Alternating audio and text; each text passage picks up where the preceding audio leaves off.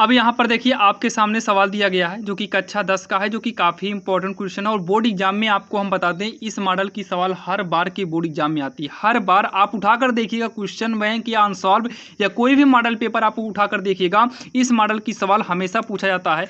यहाँ पर दिया है दर्शाइए की, तो कभी कभी यहाँ पर सिद्ध करने को देता है, तो आप कन्फ्यूज मत होना, सिद्ध करना और दर्शाना दोनों एक ही है। इसके नियम को आप लोग ध्यान से सीखिएगा कैसे आखिर करेंगे। तो सबसे पहले आपको बिल्कुल आसान तरीके से बताएंगे, ध्यान देना। इसमें बहुत सारे टीचर बताएंगे आपको स्क्वायर करना पड़ता है, लेकिन आपको डायरेक्टली हम बताएंगे जो कि एकदम आसान रहेगा। सबसे पहले आप क्या काम करिए, ये दिया जाता है कि अपरिमेय संख्या है, तो आप लोग सबसे पहले इसको परिमेय मानिए। माना 5 माइनस में √3, एक ये देखिए अपरिमेय बोला है, लेकिन हम इसे क्या मानेंगे, परिमेय संख्या है। रूल हमेशा याद रखना, हमेशा इसे आपको क्या मानना है, परिमेय संख्या है। और जब भी इसे आप परिमेय मानेंगे ना, 5 माइनस √3, जब भी इसे आप परिमेय मानेंगे तो इसके बराबर में आपको P/Q करना होगा। और यहाँ साइड में दिखा देना, जहाँ नीचे Q डज नॉट 0। बहुत सारे बच्चे क्या है A/B मानते हैं, तो आप अगर A/B मानिएगा तो B डज नॉट 0 करना, X/Y मानिएगा तो Y डज नॉट 0 करिएगा। आप नियम को सीखिएगा, रटिएगा नहीं। अब उसके बाद आपका मेन फोकस और मेन उद्देश्य होना चाहिए कि इक्वल के पहले केवल रूट की संख्या ही बचनी चाहिए। मतलब √3 है तो ये √3 को लिखेंगे और इसी के साथ तो माइनस भी है, बराबर P/Q।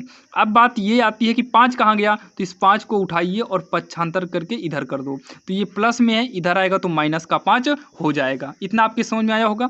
अब ये माइनस को भी हटाइए तो √3, ये माइनस आराम से इधर चला आएगा, लेकिन जब भी ये माइनस इधर आएगा तो इधर की सारी संख्या को हम क्या कर देंगे, ब्रैकेट में कर देंगे। इतना आप ध्यान देना। जो है √3 माइनस का अंदर गुणा करेंगे तो माइनस माइनस क्या हो जाएगा, +5 हो जाएगा। √3 अब क्या काम करिए, 5 प्लस में है, आगे कर लो, इसको पीछे कर लो। आगे पीछे किए हैं, ध्यान देना, हम पक्षांतर नहीं किए हैं जो कि चिन्ह बदले। अब इसको एक ब्रैकेट में किए। अब रूट की संख्या क्लियर हो गई कि अपरिमेय है, तो यहाँ एरो लगा के लिख देना अपरिमेय है या अपरिमेय संख्या है, दोनों सही है। और रूट से बाहर सभी संख्या हैं तो ये आपका परिमेय ही होगा, तो यहाँ पर लिखेंगे परिमेय है या फिर परिमेय संख्या है। अब यहाँ पर देखिए इक्वल के पहले अपरिमेय है, इक्वल के बाद परिमेय है, तो अपरिमेय परिमेय के बराबर नहीं हो सकता, तो यहाँ पर आप डज नॉट करिएगा और सीधा यहाँ लिखिएगा ये विरोधाभास है। क्या लिखेंगे, ये विरोधाभास होंगे। अब बात ये आती है विरोधाभास क्यों होंगे, समझिए। मान लो एक खूंटा है और एक खूंटे में आप एक रस्सी से जो है एक बकरी को बांध दो और एक भैंस को बांध दीजिए, तो दोनों आपस में लड़ेंगे कि नहीं, एक दूसरे का विरोध करेंगे। वैसे यहाँ एक तरफ अपरिमेय दूसरे तरफ परिमेय, तो ये एक दूसरे का क्या करेंगे, विरोध करेंगे, तो ये विरोधाभास हो गए। जब विरोधाभास हो जाए तुरंत आप लिखिएगा अतः जो सवाल दिया हो 5 माइनस का √3 एक परिमेय संख्या नहीं है या फिर अपरिमेय संख्या। सवाल में बोला है अपरिमेय संख्या है, तो जो बोला है अब यहाँ पर कर दो अपरिमेय संख्या है। इतना कहने के बाद लास्ट में आप लिखिएगा इति सिद्धम।